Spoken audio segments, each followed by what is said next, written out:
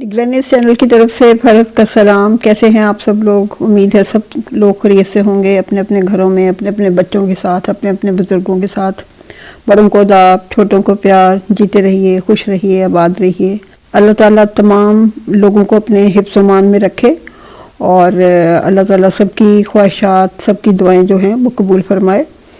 जुम्मा मुबारक हो। दुनिया में वक़्त गुजारते हैं तो ज़ाहिर है कि दुनियादारी में और बहुत सारी और चीज़ों मामलात में जो मुख्तलिफ़ लोगों के साथ हमारे होते हैं उस पर हमसे कहीं ना कहीं कोताही हो जाती है, कहीं ना कहीं कोई ऐसी गलती सरजद हो जाती है कि फिर बाद में हमें उसका अफसोस होता है।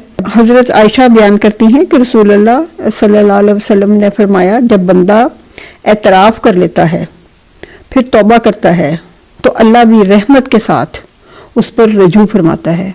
यानी अगर आपको एहसास हो जाए कि आपने गलत काम किया है, आपको अपनी गलती का पता चल जाए तो फ़ौरन से अल्लाह ताला से तौबा इस्तग़फ़ार करें और अपने लिए जो है वो रहमत की दुआ करें। और सही बुखारी में हदीस नंबर 6000 में हम पढ़ते हैं, रसूलुल्लाह सल्लल्लाहु अलैहि वसल्लम फरमाते हैं, अल्लाह ने रहमत के 100 हिस्से बनाए हैं, उनमें से जो 99 हिस्से हैं वो अल्लाह ताला ने अपने पास रखे हैं और सिर्फ एक हिस्सा जो था वो दुनिया में नाजिल किया है।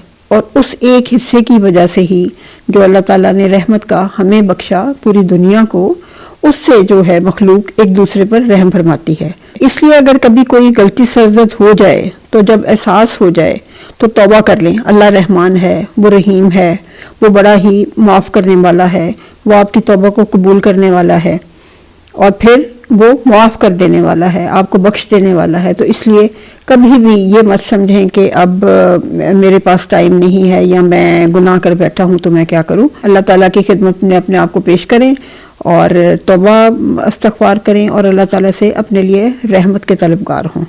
मोमिन जो है उसको ये जान लेना चाहिए कि अल्लाह ताला जो भी उसके लिए फ़ैसला करता है उस फैसले में उसके लिए खैर ही खैर है। कोई ऐसी चीज़ नहीं है कि जो अल्लाह ताला अपने बंदे के लिए बुरा चाहेगा। गलती हो जाने पर आप शर्मिंदा मत हों, ये कोई ऐब नहीं है बल्कि ज़मीर के ज़िंदा होने की दलील है। यानी अभी भी आपके अंदर वो वाला मादा मौजूद है कि जिसको जब आपको पता चलता है कि आप गलती सरजद कर बैठे हैं तो फिर आप इतना आपके अंदर जज्बा है कि आप उस पर अल्लाह ताला से फिर जाकर इस्तग़फ़ार भी मांगते हैं।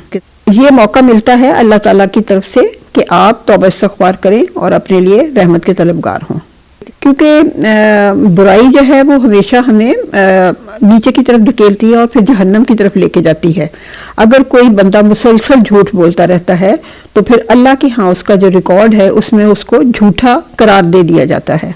जिस तरह एक जो जाहिल शख्स है और जो एक पढ़ा लिखा शख्स है जो जिसको शऊर है अच्छे बुरे का, वो बराबर नहीं हो सकते हैं, इसी तरह वो बंदा जो सजदे और क़याम की हालत में रहता है, आखिरत से डरता है और रब से रहमत की उम्मीद करता है, अगर गलती हो जाने पर तौबा कर लेता है तो वो उसके बराबर नहीं होगा जो बंदा अपनी गलती भी कबूल नहीं करता और फिर अल्लाह ताला के पास जाकर अपनी गलती के ऊपर शर्मिंदा भी नहीं होता। हमारी कोशिश होनी चाहिए अपनी ज़िंदगी में कि दूसरों के साथ अच्छा सलूक करें, अल्लाह की खुशनुदी की खातिर दूसरों की मदद करें, लोगों के ऐबों पर नज़र मत रखें, बल्कि जिस तरह आप नींद में दुनिया से गाफिल हो जाते हैं इसी तरह लोगों के ऐबों पर पर्दा डालें, ऐबों को नज़रअंदाज करें। और क्योंकि आपको अगर हक हासिल है तो वो सिर्फ अपनी ज़ात का मुहासबा करने का है, दूसरों की ज़ात के बारे में खंगालने का आपको कोई हक नहीं है। आप अपनी ज़ात से किसी को अगर कोई फ़ायदा नहीं दे सकते, किसी की अगर मदद नहीं कर सकते तो फिर उसको आप नुकसान भी मत पहुंचाएं और उसके बारे में गलत मत सोचें। अगर खुशी का हम बंदोबस्त नहीं कर सकते किसी दूसरे के लिए, उसको कोई खुशी मुयस्सर नहीं कर सकते तो फिर हमें उसे रंजीदा करने का भी हक हासिल नहीं है। हमें यह हक हासिल नहीं है कि हम उसका दिल तोड़ें।